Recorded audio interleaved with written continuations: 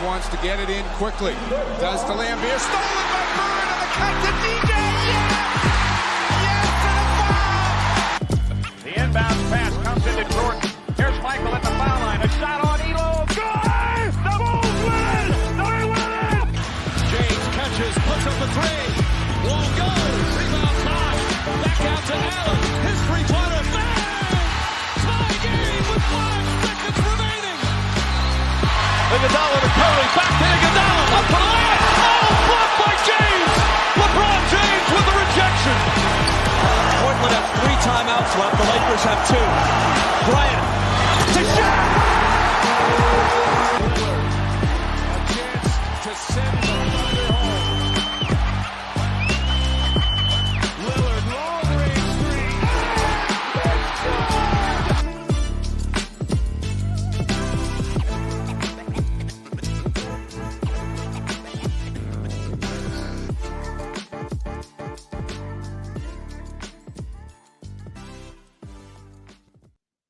What is going on, everyone? Welcome to 48 Minutes Podcast. I'm your host, Sean Mackey, and joined always by Mr. Ben Brown. How we feeling today, Ben? Wonderful, man. Wonderful. We started spring football practice today in the driving rain. It was fantastic. So just back to the crib here, warming up a little bit, and ready to talk some NBA hoops, man. We had a really fun first round. I'm excited for the second round games. Josh, how we feeling tonight? Man, I tell you what, I didn't think I could ever be more excited for first and second round basketball than what we got with Golden State and Sacramento in the first round, and now getting a LeBron versus Kobe or Curry showdown in the second round of the playoffs. It's wild, man. This has been probably one of the most Wild West type playoffs we've probably ever seen. We still don't have a team that we're going to be like, we're saying this team will definitively win the whole thing. Like, no one knows who's going to win this thing. It's completely wide open right now. Yeah. I mean, yeah, absolutely. It is, it's been quite a week. Let's go right into it. Let's hop into the first round series. So first round, we're done. The longest series that we got was, of course, a glorious 7-gamer out of the Sacramento Kings and the Golden State Warriors. Golden State yesterday ended up turning on the juice in the third quarter, and Steph Curry becomes the all-time highest scorer for a Game 7 in NBA history. 50 points. What a performance. I don't even know what to say about it. I was a little bit scared that they weren't going to be able to compete after just getting their butts handed to them on Friday, but they really turned it on. Yeah, man. Something to be said about championship pedigree. I think I typed that in yesterday in our group text. I love that Kings team. This is not a knock on them. I think that they had a fantastic season. And they've got some young stars. They should be competitive for years to come. You have a great coach in Mike Brown. You have an all NBA point guard in Fox. You got his running mate with Monk. You got guys off the bench. You have Sabonis. This team is set to make a run, but it just wasn't this year, and it just wasn't against that team. Their pedigree of winning. And their pedigree of just staying the course. I mean, they didn't panic when they lost Game 6. They didn't panic when Clay was 1 of 9 in the first half from 3. They didn't panic when people got hurt or things happened. It's just something about that championship pedigree. Those guys have been together for so long. They know exactly what they needed to do to win that Game 7. And Steph Curry is just Steph Curry. Josh, I think you brought it up yesterday. Like, you have to talk about him being one of the all-time top 2 3-point guards to ever play this game. I mean, the guy is just a magician with the basketball. He's fearless. He'll take any shot. And not only that, like, it's the amount of energy that he expands to get his shots. Like, it's not like he's just taking set threes. Like, he's running off screens. He's running all pin downs. He's dribble driving. He's doing everything he needs to do in order for him to be able to get shots. And it is incredible to watch him play and perform. And that alone, his mentality and his winning nature with that team's pedigree just overshadowed what the Kings could do in a Game 7. But no disrespect to the Kings. They played outstanding. Like I said, they've got some young guns, and they should be around for a long time. My take on it was kind of the same. The way Golden State got handled in Game 6, it looked like fatigue was starting to set in. The pace of what Sacramento plays, it's like we saw them. We saw this year they were the highest scoring, most efficient basketball team ever, and the highest scoring basketball team that they said in almost the last 40 years. So that pace of those young guys running up and down, because you saw it, Golden State would score a basket, and those guys were like right at it, right down the court, trying to get, driving in for a layup. And it was almost like we were seeing Golden State 2.0, like speeding up what Golden State used to do. But somehow, some way, I guess I read today that after that game, like they went home and like Curry said he couldn't sleep. And he got up at like 3 o'clock in the morning. There was a text from Draymond. Those two got on the phone and called each other. And both of them were just going back and forth about how like they were pissed off at the world and like, how dare we let them do this to us? And we can't let that happen again. And they said Curry, a man of very few words, actually called a meeting with the team and went in there and was like, look, like he was like, this is not us.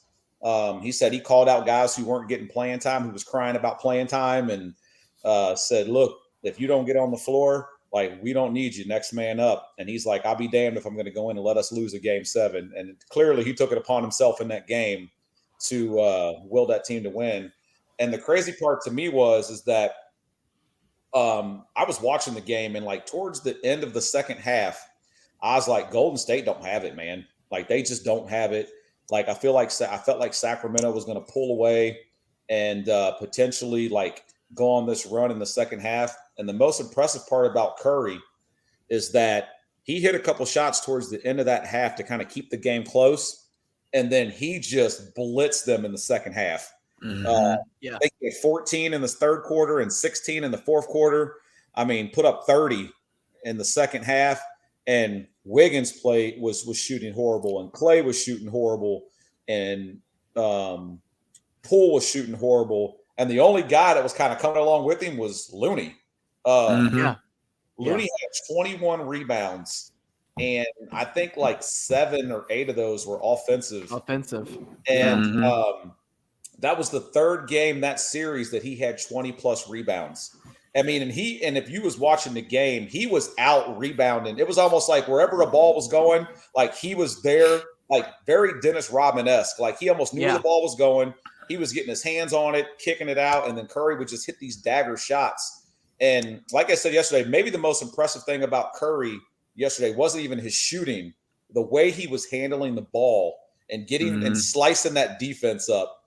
For those who don't think Curry has like supreme handles, I feel like he can rival Kyrie when it comes to handles on a basketball court, because his handles are used differently. His handles are made to get him to the basket. They cannot keep that little guy out of the paint for nothing. No, they looked absolutely lost with him a few plays. Like it felt like he was like almost walking in slow motion around him, and they were just stunned at what he was doing towards the end of the game. I mean, and that shot, that one where he ended up taking it down the middle and ended up flipping it up with the finger roll and got fouled on it. I mean, oh my goodness. Just phenomenal. That was really when the game changed for the way I was looking at it, because Sacramento was up by 2 at the half, and I wasn't feeling good about Golden State with Clay shooting. I mean, he was so bad in the beginning, and then we get to the second half and he missed a couple, and then he got that 3-point wedge stuck up there, and I was like, oh man. But as bad as he shot, Sean, he hit 2 really big shots. Like, as random as it sounds, like he hit that baseline fadeaway, and then he hit a 3 and got fouled. Yeah, And the 3-point. Yeah, I mean, he had a bad shooting night, but he didn't have. I wouldn't say he had a bad game by any stretch. He kept him in there. That the 3-point where he ended up getting fouled was obviously huge, and the fadeaway that he ended up doing, to kind of get himself going, it was kind of a rhythm shot where he ended up going up and kind of fading off to his left. He figured it out. This is a team that always just figures it out. Mm-hmm. And we shouldn't be surprised, but this has been a team that's been together for, how long now? 10 years? We're at 10 years. At least, yeah. So I saw today that the last playoff team to beat the Golden State Warriors, I think, was the 2013 LA Clippers. That was the last team to beat them, in an actual playoff. That was Lob City, wasn't it? That was Lob City, yeah. Lob yeah, City. Griffin and them.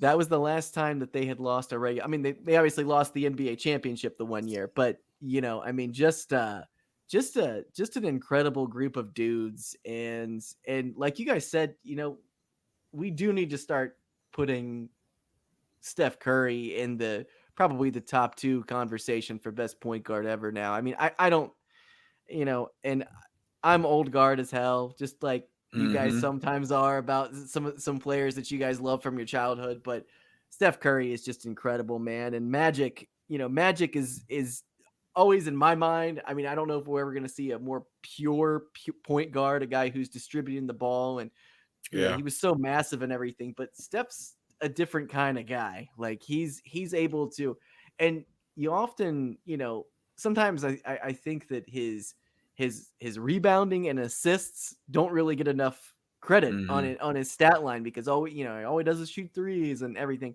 He's just a phenomenal player all around at this point. And I don't know. I think this has probably been one of his best career years too. And I mean, he's 34, 35 years old. 35. And he's still 35 and he's still out there doing it. And he still looks great. He doesn't look like he's really lost a step yet at all. Would you guys agree with that? No, and like I said, I feel like this dude could go run a marathon. Like the amount of miles he puts on a basketball court is insane.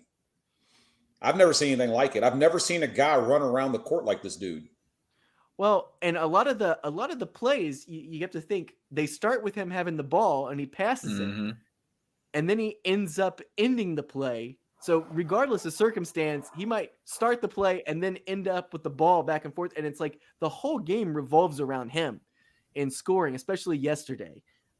It's just, it's one of those things it's a lot of fun to watch at this point. I know a lot of old timers are like, oh, he doesn't shoot threes and blah, blah, blah, blah, blah. But, he's, I don't want to hear any of that. I hear so much crap from people that just watch college basketball and say, oh, they're not playing defense. There was a lot of defense played in that Sacramento Warriors series. They were picking each other up before half court and everything.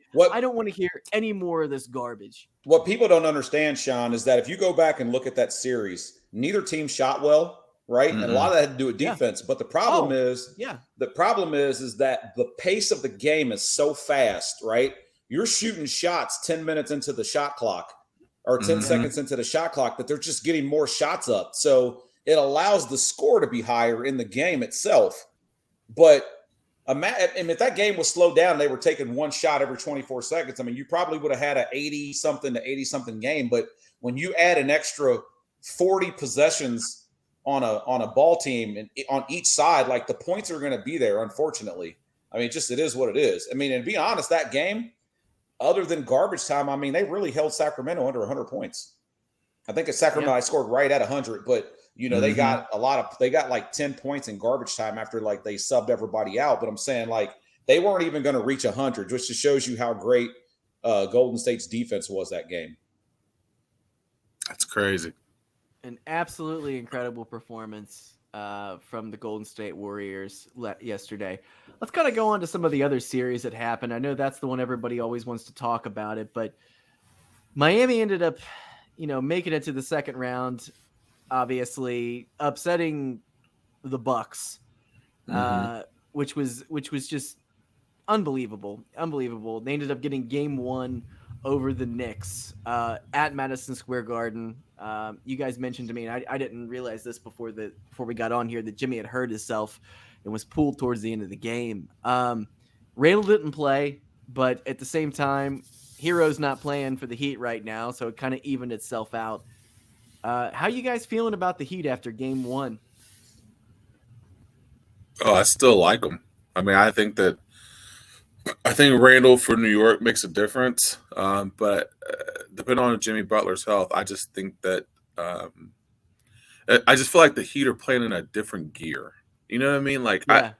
And I know that we talk about this all the time, but it's like that Heat culture is a real thing. Like, I don't even know how to explain it. Like, it's like Jimmy Butler understands just winning. Now he may not win all the time, but he understands what winning is about, what selflessness is all about. Like, and I feel like Coach Spoelstra makes the right moves at the right time. They're starting Kevin Love again. Like I just think that there's just something about that team, that organization, that group. Like, they may not win the series, but I like them beating the Knicks. And I could see them, it's going to go, I think it'll go 6 or 7, but there's just something about that Heat team, man, that is just, they're just special. And I don't know what it is. Like, I don't, of course they have Jimmy Butler, Bam Adebayo isn't playing great. Kyle Lowry's playing a little bit better, but it's really just about the collective. Like, they are doing things, just playing winning basketball. And of course, a lot of that has to do with how well Jimmy Butler is playing. But it'll be interesting. Game 1, you would expect the Knicks, even without Randall, to come out and play with a little bit more. They just didn't play with a whole lot of initiative. Like, they didn't play like the team that beat the Cavs. Like, they kind of played like they were almost shocked to be in the second round. Like, it was like a second round hangover. They didn't play like the team that just beat the Cavs. Like, they played lethargic. Brunson, I mean, it was still fantastic, but RJ Barrett didn't play well. You didn't get a whole lot of contribution from Obi Toppin. Like, you didn't get contributions from all these other guys, especially with Randall being down. Miami came out with the more focused and more driven attack than what the Knicks had. And you wouldn't expect that, them being in the second round on their home floor. But yeah, I think I was texting yesterday. Like, I looked forward to this series because it reminds me of those old Knicks Heat grind them out, beat them up series, because both teams are grimy teams that slug it out, play physical defense, and the Knicks just felt like they just didn't put their foot on the gas yesterday. So, Ben, I want to touch on that a little bit. Your guy, Vincent, was actually one of the guys that stepped up yesterday. Yeah. Big time. Yeah. And 20 points. Yeah. Yeah. I want to say he might have been I think he hit 6 threes or something like that. Mm-hmm. But I want you all to put this into perspective. So, last year, the Heat were the number 1 seed going into the playoffs. Mm-hmm. This year, they were the 7th seed. They were the worst scoring team in the NBA, and really their defense somehow is what kept them into being in that playoff / play-in tournament type atmosphere. Mm-hmm. All right, so they lost the first play-in game to the Hawks, which meant they had to beat the Bulls to even get into the playoffs. Right.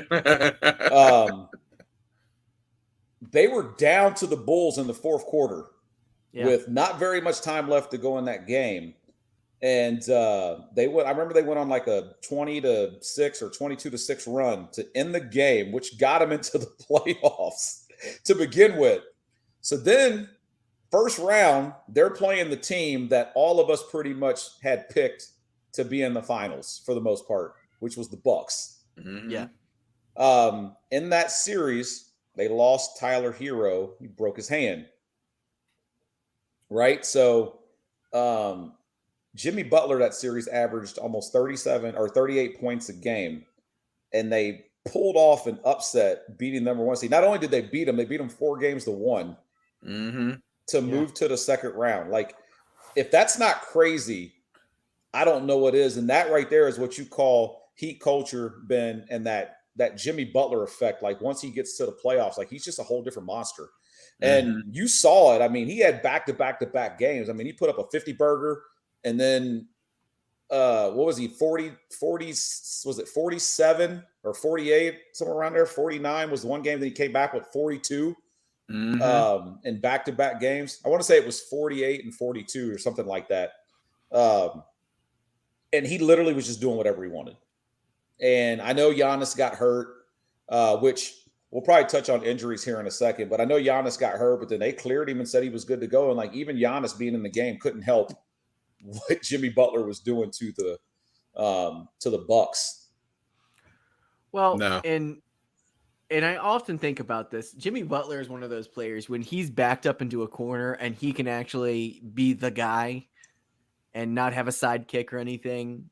He's going to let you have it. Like, I almost feel like it was more advantageous for Hero to go down and him actually like gear into that player that he can become than him deferring it all and relying on other guys. I feel like when he just gets completely backed into a corner, he is so good and he wants to show off and he just plays with such intensity and poise, and he's so good in those kind of moments. And like I often wonder now, like, you know, had Hero not broke his hand and they relied more on him for offense, would they be where they're at right now? Like, I just feel like sometimes Jimmy Butler is better doing everything and just dragging the entire team up a hill on his own.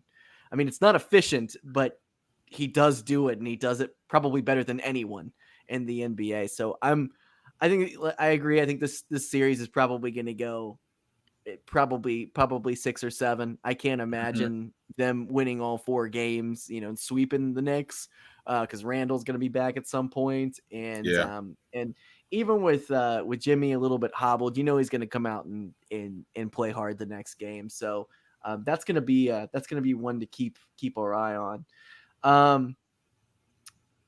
76ers, obviously, they ended up beating Brooklyn. They're going up against the Celtics right now. Looks like they're in the third quarter of game 1. They're up by 2 over the Celtics without Joel Embiid in the first game, which you gotta think that, you know, Philly is really banking on him coming back the next game, whether they win this or not, because they cannot beat a Celtics team without Joel Embiid. Not for 4 games. It would be hard to do. Now, it looks like we got James Harden from 2017 playing tonight, because he's 12 of 22, 4-9 from 3 at 30 points. So, you know, I mean, he's got to be that guy. That's what they're paying him to do right now. Yeah, you know, when Joel's not there, I mean, you got him and you got Tyrese Maxey and Tobias, you know, and then you got playoff PJ Tucker, who's, you know, going to get you some key get rebounds you at the end of the game. Dude, he's got you. He's played 23 minutes. He's taken no shots. He's got 3 fouls and 3 rebounds. 23 minutes. What a guy, though. Yeah. He's a playoff guy. He'll do something. I agree. He's one of those guys. I wouldn't want to start him, but, you know, that's why they're paying him. They're paying him for this. You know, he's had some great series where he's been great.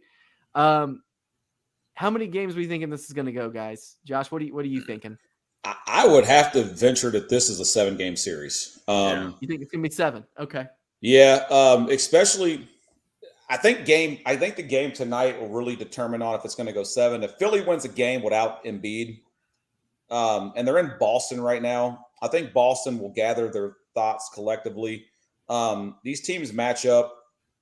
I think they both kind of built their rosters to kind of play each other, figuring like, hey, if we have to get through the finals, one of us we're going to have to play each other and beat one another to get to the Bucks. I don't think they thought they were going to be playing the Heat or the Knicks. So, no. So as it stands right now, I mean, Philly's up 2, and like you said, Ben, we got old Harden. And then, they got guys that are stepping up right now. Like Harris has 13, Maxey has 14, Melton has 17. So when you get balanced scoring like that, it makes it hard. And the really crazy part is they're shooting almost 50% from three right now. So they're keeping themselves in the game with the three ball. Yeah. But then you go to Boston, and Tatum's got 32. And Jaylen Brown's got 18 and Brogdon's got 14. And then that is it. Like there's nothing else going on. Like it's those three right now. So if Philly gets some stops, I think this is going to be a tough series. So Boston is shooting 63% from the field right now in the game and losing. That's wild. Ooh. Yeah, that's wild. I mean, I think that if Philly wins in Boston without Embiid, that's got to give them a lot of confidence for when Embiid returns. I'd hate to say that it shakes Boston, the Celtics, a little bit, but you wouldn't expect for this good of a team to lose at home without the potential MVP on the floor. So, like, I don't know. I hate to think that this Boston team would struggle. I do think that they possibly could come back tonight, but it's hard to say that they can win a series without the MVP for the league or a potential MVP for the league not being on the floor and lose at home. Like that's a tough look. That's a tough look for the Celtics. It is. They've been backed into a corner before, though. I'm not super concerned. But if we're looking forward, let's say that Philly does win this series somehow, some way. They get past the Boston Celtics, and I feel like if we weren't saying that the Bucks were going to make it to the NBA Finals, I think most people were probably saying it. The Celtics are probably the most likely to come out of the East besides the Bucks. With them being out and everything, if Philly is somehow able to pull off a giant upset over the Boston Celtics this season in the second round, because this is a tough second round series. This is not. Oh yeah, absolutely. It is a very tough second round series to go through. What happens to Boston if they lose before they get to the conference finals?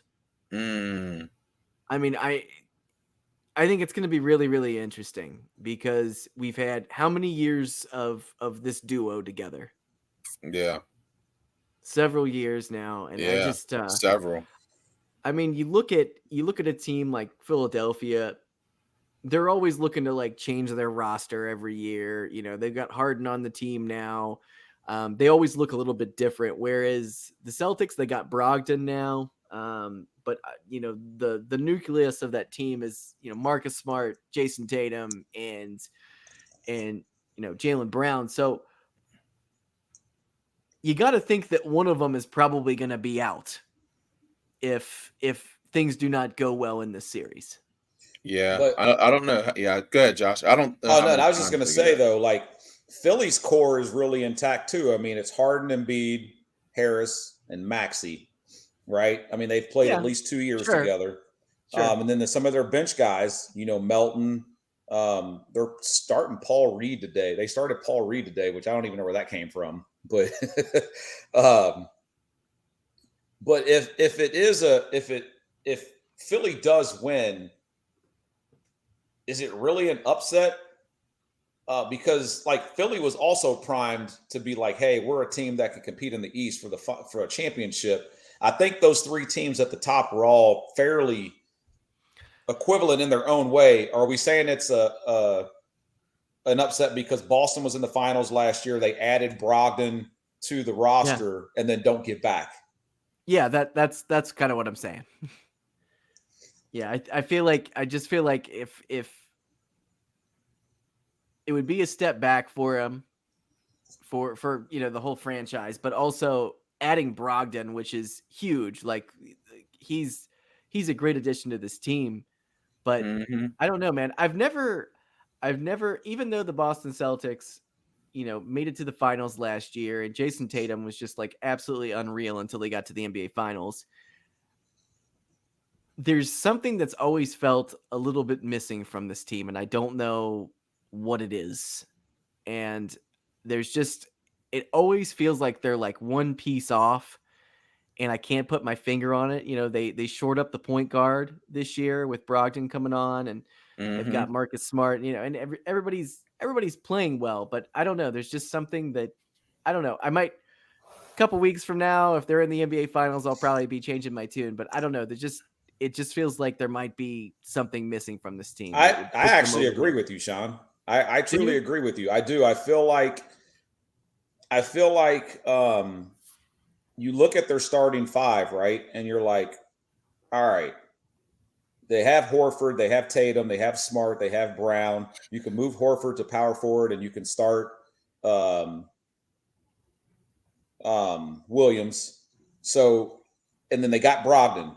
But after that, you're like the Grant Williams and Derek White. Like I praised Derek White a couple of weeks ago, saying how well he's been playing, and today he's back to Derek White. 2 points. So, so what you're seeing is the big three of Tatum, Brown, and Brogdon, and nobody else is really helping.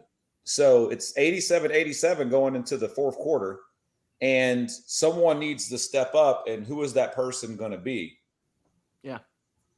So, and then with Philly, I look at them and I'm like, there's days where Harris has good games and Maxi's been able to take over every now and then. And like you said, Harden's being himself right now, and Melton can give you these spurts of games, but like, can they all put it together that Embiid's not in? Because we know what Embiid's going to give us on the floor. Embiid's 30 and 12 and he might hit a three here, a couple blocks. Like, we know what we're going to get from Embiid. So without him, like, you have to fill the rest of that production in. And it seems like right now Philly's figured it out for at least 3 quarters, but we're going to find out what Boston's made of and what Philly's made of without Embiid here in the next 12 minutes. Mm-hmm. Yeah, that's going to be an interesting series. I think it's probably one of the more underrated ones we're not really talking about as much, but let's head over to the West. Let's talk about some Suns and Nuggets. So Nuggets played at home on Saturday. They beat the Suns 125-107, gave them a real spanking. It was pretty brutal. And the Nuggets ended up winning their last series 4-1 over the Timberwolves. And Jokic was, unreal as always. 24 points, 19 rebounds, 5 assists. Jamal Murray had 34 points, 9 assists, 5 rebounds. Aaron Gordon did 23 and 6. Michael Porter Jr. had 11 and 3. Like, they were just all on. And of course, Kevin Durant had 29 points and 14 rebounds. And Devin Booker, great game. Chris Paul, 11 and 5. How are we feeling about the Phoenix Suns? I know this is a team that's been recently constructed. They haven't been together for very long. DeAndre Ayton is kind of one of those players that we feel like should be contributing more for what they paid him this offseason to stay. Mm-hmm. And you look at this Nuggets team that's been together for a few years, and just all the gears are turning right now. And are we underrating this Nuggets team? Absolutely. Absolutely. What do you think, Josh? Yeah. So look, we all said Phoenix. We all said Phoenix with KD looked like the favorites to come out of the West, right? Mm-hmm. Sure. What we're learning right now is that they can only get so much out of Kevin Durant and Devin Booker. And Chris Paul and DeAndre Ayton have to step up and help those two out. Because when you look at the game itself, both guys shot over 50% from the field. All right, KD was 12 and 19, Booker was 10 and 19. They both had 29 and 27 respectively. I watched this game, and here's what I saw. I saw Denver offensively. So Phoenix shot better than Denver from the field, but where Denver made this up was Denver was pretty much lights out from the 3-point line, and Phoenix struggled from the 3-point line. There was a 27-point difference on 3-pointers shot in this game. And I know it says that Phoenix only lost by 18. The game was way worse than that. They pulled the starters early, and they got some bench guys in, and they closed the gap kind of towards the end of the game. But this was a drumming. I mean, it was a mile-high drumming in the third and fourth quarter. Like, Phoenix had no answer for what was going on with Denver. And right now, I would say minus Golden State, Denver has the best starting five in basketball when you look at their team as a whole. And their starting five is so efficient that they don't need much from their bench to be able to play a basketball game. All right, so we know Kevin Durant's a dog. We know Booker's a dog. So how long do we wait on Chris Paul and DeAndre Ayton to get on board? Seriously, Can't wait too long. I mean, it's not a. I mean, like I said, it's not a knock. I mean, the Suns they're right there. They were in the finals 2 years ago, or they're in the. They were in the finals 2 years ago. They were in the Western Conference Finals last year. They add Kevin Durant. You're making all these moves, and we're still waiting on guys to perform the way you need them to perform on a consistent basis. And I don't dislike Chris Paul, but you can't go 5-11, 1 of 5 for 3, and only have 5 assists and 11 points in a series. If you're trying to win a championship, you can't do that. And the second thing is that I think we have drastically underrated the Nuggets. Drastically. Josh, you bring up a great point. Their starting five. It's a close run with that Golden State starting five for sure. I think Porter Jr. is a stud. Aaron Gordon has played unreal. He's played really good minutes for them. Jamal Murray, I think when Jamal Murray got hurt, we forgot how good he was before he got hurt. Remember that battle he had with Devin Mitchell and all that in that playoff run and all the things he was able to do? We forgot about that stuff. So we forgot how good he is, on top of the fact that Jokic could be a 3-time MVP. So, I mean, that roster and that starting five and that roster is built to win with guys that are playing consistent basketball. You know what you're going to get from Booker. You know what you're going to get from Kevin Durant. It's will the other guys for Phoenix actually step up and play like stars, or will it just be another early exit? That's the biggest question. Yeah, and Ben, and to add to you, and I want people to understand this, sometimes plus minus is misleading when you look at it. Durant, 29 points, 14 rebounds, right, in 36 minutes, 12 of 19 from the field. He had 3 blocks. If you would have watched the game, you were starting to realize, Kevin Durant was coming off his guy. He was getting some blocks. He was guarding Jokic at points. He was doing everything he could in this game that DeAndre Ayton was not doing to try to be able to get Phoenix some run in the game. Mm-hmm. I mean, how does a guy who's 7 foot only have 7 rebounds and not be able to contend or keep Jokic off the glass? Jokic had 19 rebounds, I think, something crazy like that. Yeah. Yeah. And this is a guy who was the number 1 pick who you put stake in and said, hey, you're our guy at the center. We basically have you in the West to be able to go against guys like Anthony Davis and Jokic. They brought him back, Josh. Yeah. He was going to be a Pacer. They paid him more money to come back. And he's not giving them nothing. Well, because he's not happy that he's there. He didn't want to play there. That's the thing. No.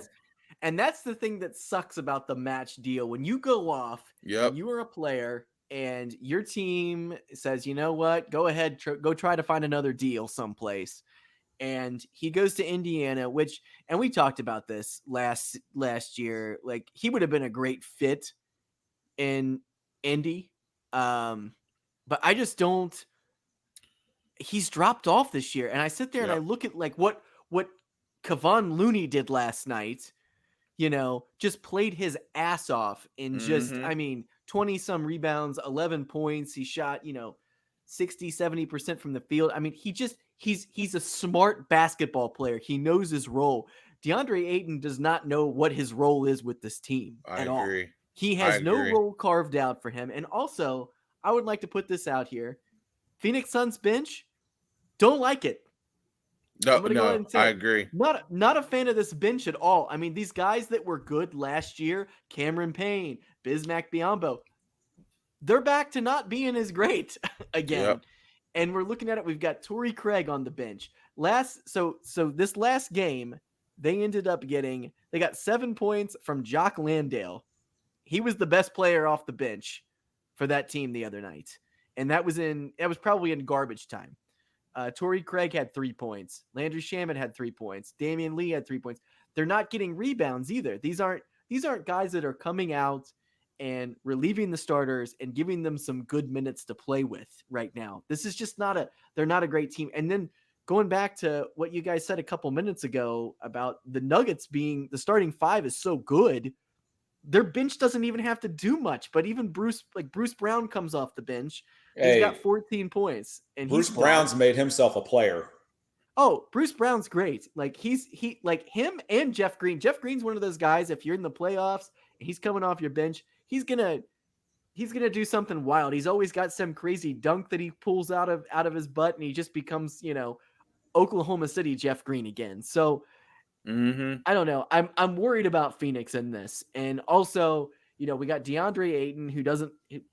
It's pretty evident that he doesn't want to be there, and he's going to be if they don't make it to the conference finals this year, that guy's gone. He is gone. They will move him someplace else. They have Kevin Durant and Devin Booker right now in the primes of their career, and they can't waste it. And if you can get anything for him, and they can, he does have value places. And I think he could be a good player someplace else, but he does not know his role here. This team looks, I'll say this, they're kind of Frankenstein together right now. Like they just, looking at, Chris Paul, and I know this is a terrible thing to say, but I'm like, we're one series away from him having to play really hard and then get hit the wrong way and walking out of a game. Like, I don't trust him in the playoffs at all. I've said it. We've talked about this a million times. And, but I don't know, man. I think the Nuggets, we've underrated them. They are a great basketball team. And it's because let's face it, they're not a sexy team. There's so many other sexier teams. They're not the Warriors. They're not the Lakers. Not the Lakers are sexy, but they're not the Boston Celtics. They're not, the Bucks. They're not the Miami Heat. There's really, Jokic is something to grab onto. He's a hell of a player. One of the best players in the world right now. And I don't know, man. I think this team has been, I think they've heard all this talk from everybody that they're, because nobody believes in them because of their playoff past. And I think they're pissed off this year, and they're coming for the NBA finals this year. And it's going to be tough to out the Nuggets this year. Yeah. I think that you're spot on there, Sean, because Jokic is a 2-time MVP, but other than they don't have a lot of curb appeal. Like, you know what I mean? Like, they just don't have that curb appeal. Like you said, the Lakers, they may not have as much, but they have LeBron. You got AD. With the Warriors, you got Curry, Clay, Draymond. With the Heat, you got Jimmy Butler, Bam Adebayo. Like, you got a whole bunch of curb appeal with names and guys that are household names. Other than Jokic, Jamal Murray, I think it's sight unseen for Murray because we lost that vision of him playing once he got hurt, and we didn't see him for a while, and we forgot how good he was. Aaron Gordon has transformed his career from just being a dunk contest guy to a guy that's given them great minutes, great points, great energy, great rebounds. He's kind of transformed that. Michael Porter Jr. was out for a year. Remember, he didn't play all last year. So now he's back. He's a guy that went sight unseen that we had forgotten about, and they've put together a pretty good roster down there that we had forgotten they had good young talent there, and now that talent's starting to come together around the MVP. So it's gonna be quite a series. I think I think the Suns are gonna have to come out and really give them their all, and they're gonna need contributions from some of those other guys we talked about to be able to even have a chance against this team. And also, like I said, the longevity of this team being together.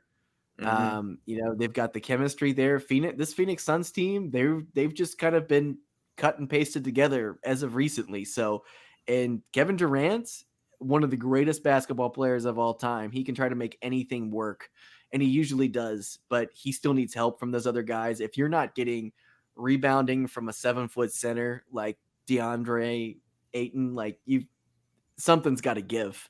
Because if the Warriors can do it with their big guy who's getting paid, I think they said he's the 53rd highest paid center in the league.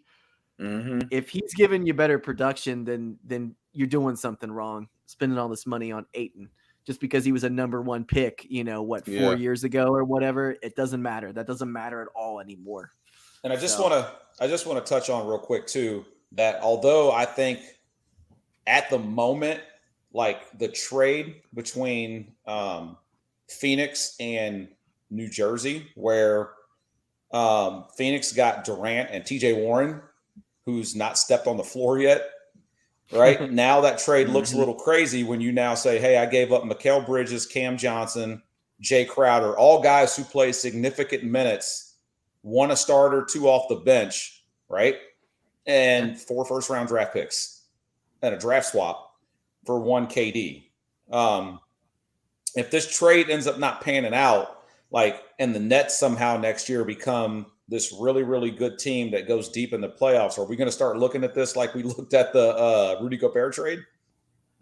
Yeah, I think it's very possible. I mean, this was definitely an all chips in move for the Phoenix Suns, and you go all chips in for, a top 5 NBA player of all time like Kevin Durant. So, you got to go in and do it. I get it, but you also need to be sure that the rest of your team is not shaky, and the rest of this team is very shaky. You got a really old point guard who's had a history of, injuries and things like that. You've got a center who doesn't appear to be there. You have no bench. So, I mean, putting a lot of chips in one basket, and it's going to be interesting to see. So, moving on to the marquee matchup of the second round, going back to the Warriors. The Warriors will be taking on the Golden State Warriors. The Warriors will be taking on the Lakers. Whoa, it is a Monday. Tomorrow night, 10 o'clock, in Golden State. This is the matchup that everyone has been waiting for. A Lakers-Kings matchup would have been also super fire. But this is the matchup I feel like the NBA wanted to see, that the fans wanted to see. Curry and LeBron going at it again, greatness versus greatness. The Lakers got out of their last series, were able to make it here. Ben, how are we feeling about the Lakers going into a series with a primed and ready Golden State team? I feel pretty good about the Lakers. I mean, they've actually had 4, 5. How many days have the Lakers had off right now? They have been off. They've been off. They last played Friday. on Friday, so Saturday, Sunday, Monday played. So they've had 4 days off. I feel good about the Lakers. I think the series is going to go 7. I think the Lakers' revamped lineup, I think, has been beneficial. The biggest thing is who's going to chase around Steph Curry. That's your first question. Your second question is how do you effectively get stops against the Warriors and also be able to play at the pace that you want to play and not play at their pace. So the Lakers have been playing a little bit slower. They've been using different guys to score. D'Angelo Russell, Austin Reeves. I mean, we're seeing at the end of games where those guys are handling the ball and doing some different things. Does that change? Does it stay the same? I hope it stays the same because I think that gives you more options for when you really need LeBron and AD to do what they need to do. You're able to get them guys rolling down the stretch. I'm looking forward to this matchup because these are two guys that are all-time greats. They're two guys that people felt like their careers were dead. Like the Kings called the Golden State Warriors old last series. Memphis called the Lakers old last series, and now here they stand. It's like it's like the old Wild Wild West days. The two gunslingers meeting in the middle of the center of the OK Corral, going to go at it. So I'm excited. I'm super excited about it. Whew. Tell you what, we were talking about this earlier, and Timmy, who's not here tonight, he was worried about the Lakers in this series versus Golden State, and I think Sean and I both fired back. Like, I don't know, man. Like the way they just played against Memphis, and I thought Memphis would have been the team that would have gave Golden State a problem to begin with. And I know it's about matchups, but I start looking at, can Looney and Draymond Green, Looney really being their only true center, can they stop Anthony Davis down low? Because he was an absolute menace against, he had his own block party against the Grizzlies. I think they said he had 26 blocks in the series. Something like that. Incredible. Yeah. So that averages out almost a little less than 5 a game. So, can Looney be as disruptive, going against Anthony Davis like he was against Sabonis? And we all know Sabonis is a crazy rebounder too. And then I'd say, okay, how's Draymond and Wiggins going to be able to affect LeBron James's game? And then I think everywhere else, the Lakers or the Golden State matches up well. Like, I'm not worried about, D'Lo if they're putting Klay Thompson on him or Curry guarding Schroeder or whoever's playing point guard at the moment. But it's that Davis matchup that I think is really going to be the X factor. Like, if they take Davis out of the game with being able to box him out, get him in some foul trouble, he can't get to the basket and shoot, I think Golden State's got a chance to run and get some of these threes up. But like, if the Lakers go pounding the ball in the middle, like it's going to be a little scary. So I don't know which way this series is going to go because the Lakers actually played fast all season. I think they were like the 5th or 6th highest scoring team in the league. And like you said, Ben, they kind of slowed it down a little bit in the playoffs, and which I would have thought would have favored Memphis in that playing that kind of grind ball type offense, and it didn't. Yeah. So like, I'm completely at a loss of who is going to win this series. I could see it going either way. 7 games for the Lakers, 7 games for Golden State. The thing that did impress me, though, about Golden State against Sacramento is that everybody was worried about Golden State winning on the road, and they won 2 games at Sacramento in that series. I think the playoffs have changed everything with that. I think, and on top of that, all their guys are back. Wiggins is back. They're in a groove again, and them winning on the road in the playoffs never scared me. They're too good. Mm-hmm. So yeah, man, I'm at a complete toss up right now. I would agree. Looking at both of these teams, you're going to have to get more production out of not even more production, but more efficient production out of Jordan Poole this next series. Cause he had a couple of big shots throughout that, the last series, but he's going to have to turn it on. They're paying this man a lot of money to come off and be that 6th man right now. And the Lakers, I really like the Lakers bench right now. They did a great job of just filling out some role players. Rui Hachimura has been a huge help for the Lakers. Vanderbilt has been a great addition, and they got Malik Beasley coming off the bench. You got Lonnie Walker as well. So they've got a deeper bench, I believe, than Golden State at the moment. I mean, Gary Payton II has lost a step. Like he got hurt earlier in the season, and he just does not. He's had a few big moments, and he does gel well with this team, but he seems like he's slowed down a little bit since the last time, and they're paying him over in Golden State as well right now. They traded for him, and he ended up getting a pretty decent contract with the Blazers when he left. But I agree that Anthony Davis is going to be the one they're going to have to contain. If they're able to somehow contain him, or, he trips over his own feet or something and, is out of the game, which very well could happen. Like, he's been so good this year, though. I'm not taking anything Like every away time from he it. gets bumped, I'm like, because Yeah. I mean, there were a couple times in this series. There were a couple times in this series we were like, uh-oh. Yeah, I'm like, every time you get bumped, you got to go down like that? I'm like, come on. It's a long fall, too. It's a long fall. Like every time you get bumped. I'm like, is it every time you get bumped? He's like, Well, I'm like, get up. I am sure that the Golden State Warriors are Draymond's gonna be playing some dirty tactics. That's gonna happen. There's gonna probably be some techs called at some point. And Looney's a big boy too. I think Looney's a great defender. I really do.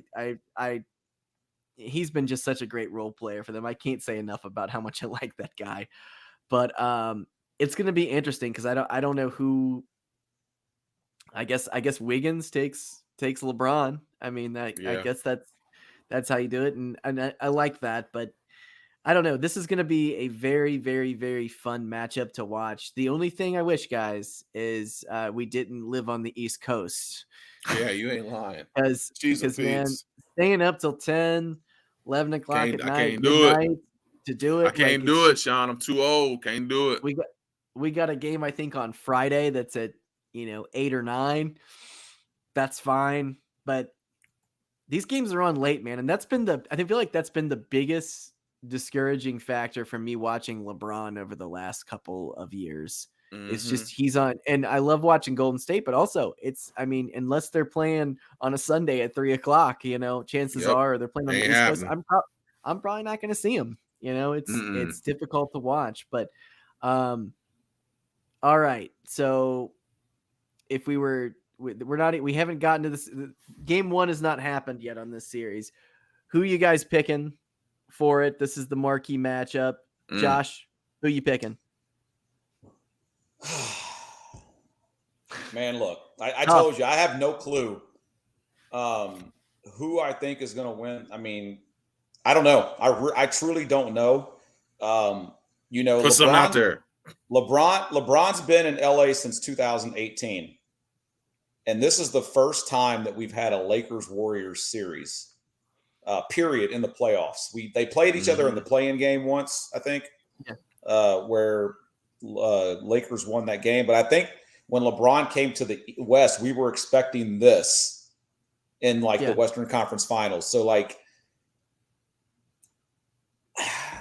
got to go Golden State until they lose. They're the defending champs. I'm going Golden State in 7. Look, Wiggins is fresh. I really still don't think that maybe he doesn't even have his true legs underneath him yet. So, I think you're going to get a prime Wiggins in this series after he got a run of a 7-game series and a couple of days of rest. And I think he's starting to get his wind and stuff back under. It looked like he got tired towards the end of the series just because he wasn't ready. Coming back and just playing a full series like that. And it was a grueling series. It was super fast paced. I think Wiggins is the neutralizer in this. I think LeBron's going to get his. Davis is going to get his. Curry's going to get his. Clay is going to get his. But I think Wiggins is the neutralizer. And I think the Golden State wins because Wiggins has a decent series. Ooh, I like it. Ben? Man. Gosh dang. Like I like both teams. I really like what the Lakers did at the making the moves they did, signing the people they did. They look so much more like an efficient basketball team with those guys on the floor now. Josh, I kind of agree with you. Like it's hard to say that a team's going to lose a series when they're the defending champions. But